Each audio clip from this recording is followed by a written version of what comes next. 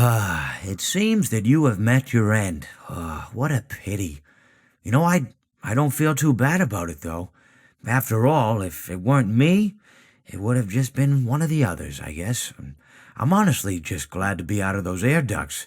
It's not easy for a hippopotamus to fit up there, and not easy to get down either, and not as young as I used to be, as you can see. I used to be able to do all the sorts of things. You're young, you're vibrant, you have that sort of pep in your step.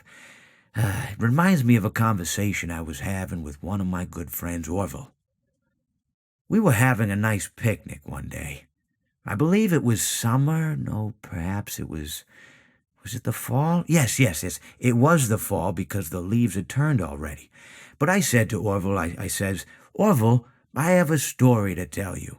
And Orville looked at me, kind of odd and said, what's it about? I said to him, not every story has to be about something, Orville.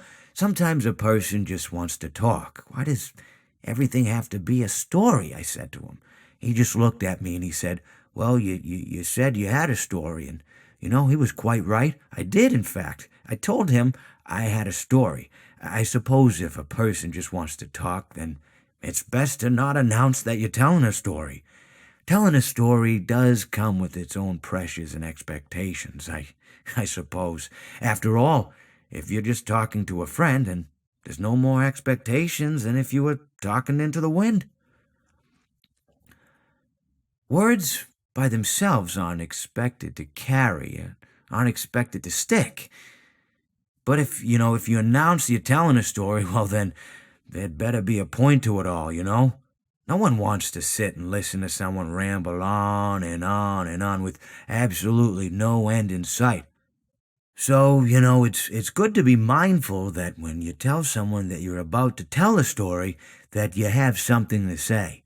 Telling someone that you're going to tell them a story is tantamount to asking them to stop what they're doing and pay attention.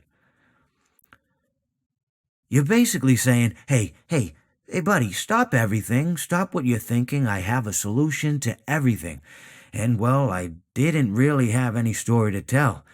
In hindsight, I probably just misspoke when I said that I had a story.